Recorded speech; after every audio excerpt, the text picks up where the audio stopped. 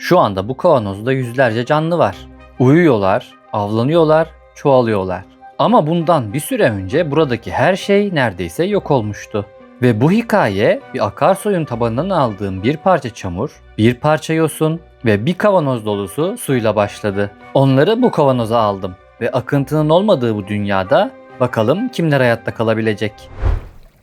Birinci gün.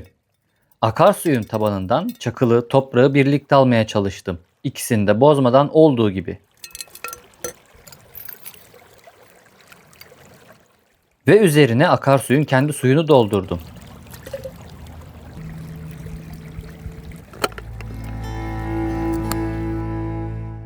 Ve akarsu boyunca ilerleyerek biraz yosun aradım. Birkaç parça yosunu da bulup kavanozdan içeri bıraktım.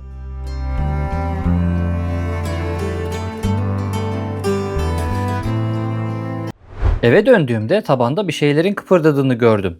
Ve o da ne? Daha sonra her yerde, camın yüzeyinde ve suyun içinde bir sürü kurtçuk vardı. Bu siyah olanı ise en tuhafı. İkinci gün çamur çöktü. Su süt gibi beyazlaştı ve içeride yüzlerce canlı vardı.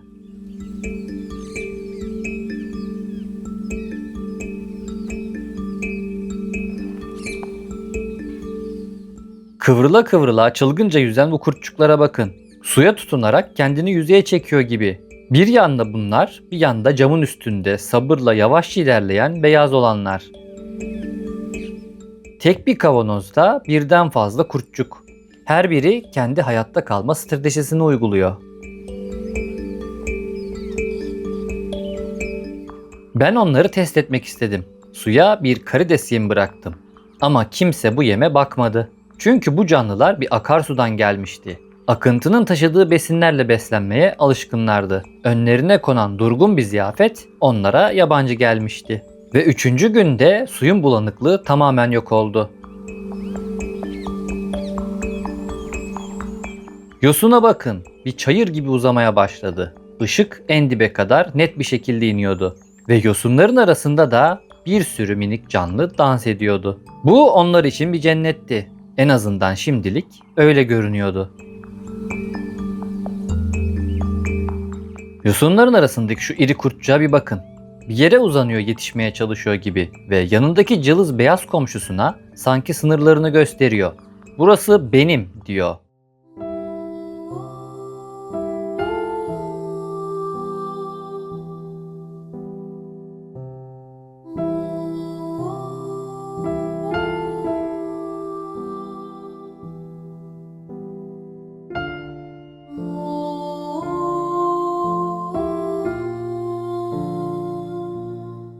Ben de aç kalmasınlar diye suya bir çınar yaprağı bıraktım.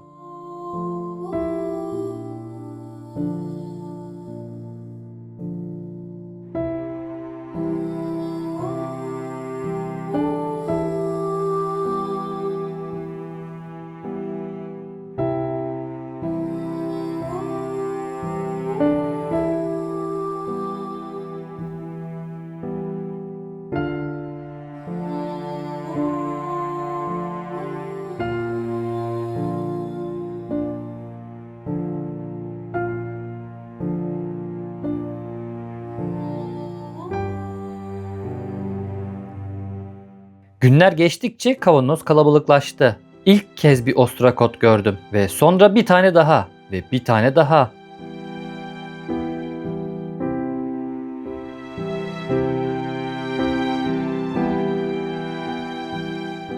Yüzeye düşen bir sineğin etrafında yavaşça dolaşan şu kurtçuğa bakın.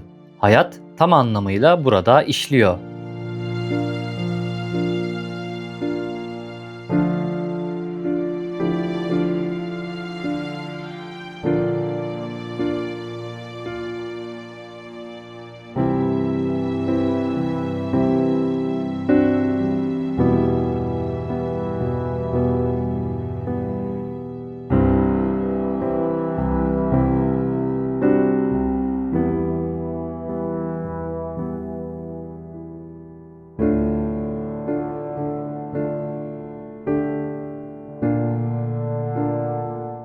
Ama sonra ben taşındım. Işıkları her zamanki gibi düzenli açamadım. Bir sabah kavanoza baktığımda gözlerime inanamadım. Tabandaki yosun patlamış ve yukarı doğru fırlamış gibiydi. Su bir bataklığa dönmüştü. Sarımsı, ağır ve yüzeyi baloncuklarla doluydu. Akarsudan eklediğim yeşil yosundan geriye hiçbir parça kalmamıştı. Bu patlayan kütle yavaşça büyüdü. Yukarı doğru dev bir kafa gibi yükseldi. Minik cennet birkaç gün içinde bir bataklığa dönmüştü. Neredeyse bütün canlıları kaybettiğimi düşündüm. Kıvrılarak yüzen kurtçuklar, cam üstündeki beyaz göçmenler ve yosunların içindeki krallığını savunan solucanlar. Hepsi gitti. Ama doğa hiçbir zaman tam anlamıyla teslim olmuyor. Bu bataklığın içinde birkaç ostrakot hala yaşıyor. Bir de şuna bakın. Bu bir sivrisinek pupası. Bu kaosun içinde çoğu canlı yok olmuştu. Ama birkaç aday hala ayaktaydı. Yapabileceğim bir şey var mıydı diye düşündüm. En azından kavanozun camını temizleyebilirdim. Cam organik atıkla kaplanmıştı. Hem daha net görebilmek hem de içeride neler kaldığını anlamak için camı temizledim. Sonra kurumuş yosuna dokundum. Belki altında yosundan bir parça kalmıştır diye üst katmanı araladım. Görünüşünün aksine bu yumuşacık bir şeydi ve altındaki yosun da iyice kurumuştu. Ama aralarda hala birkaç kurtçuk yaşıyordu. Bataklığın ortasında yosunun içine saklanmış küçük canlılar.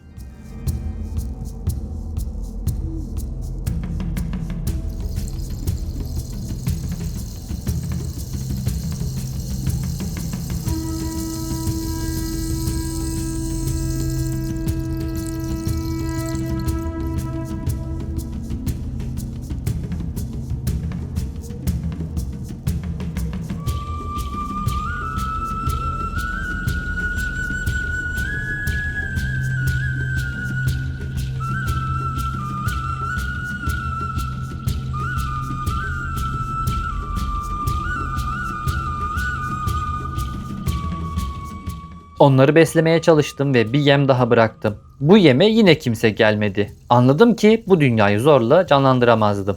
Bu yüzden en zor şeyi yaptım. Durdum ve bekledim. Kavanozu kendi haline bıraktım. 23. gün. Kavanozdaki su artık bir bataklık değildi. Yüzey durulmuştu. Ve hayatın neredeyse bittiği bataklıktan sağ çıkan ostrakotlar tabanda geziyordu.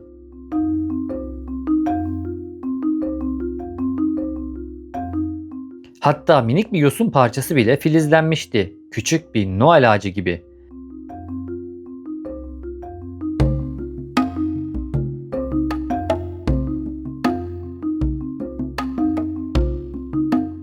Ama asıl olan birkaç gün sonra oldu. Ostrakotların sayısı hızla yükseldi. Yüzlerce kabuklu canlı suyun içinde, yüzeyde, camın üstünde her yerde varlardı. Yosunun bir çayır gibi uzadığı eski cennet gitmişti. Yerine bambaşka bir dünya kurulmuştu. Ve bu dünyanın sahipleri kaosun sonunda hayatta kalanlardı.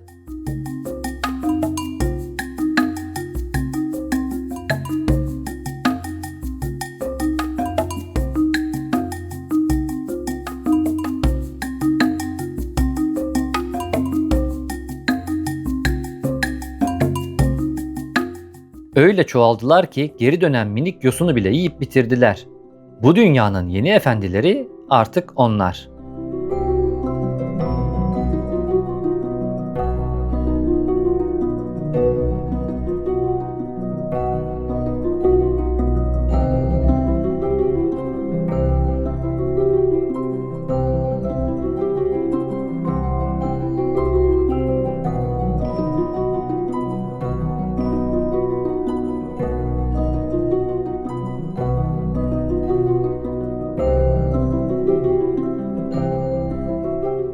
Ben de onları beslemek için suya yeniden karides yemi bıraktım.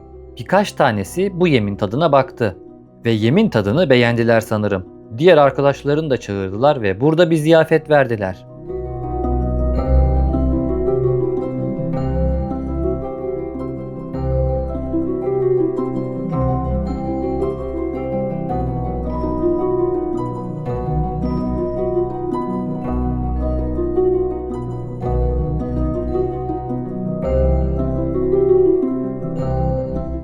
Ve beni asıl şaşırtan şey sonraki gün oldu. Bu minik kabuklular sandığımdan çok daha zeki. Bir önceki gün yemin düştüğü yerde birkaç nöbetçi duruyordu. Yem tekrar düştüğünde haber bir şekilde sürüye yayılıyordu ve herkes buraya toplanıyordu. Çünkü yem başka bir yere düştüğünde oraya kimse gitmiyordu.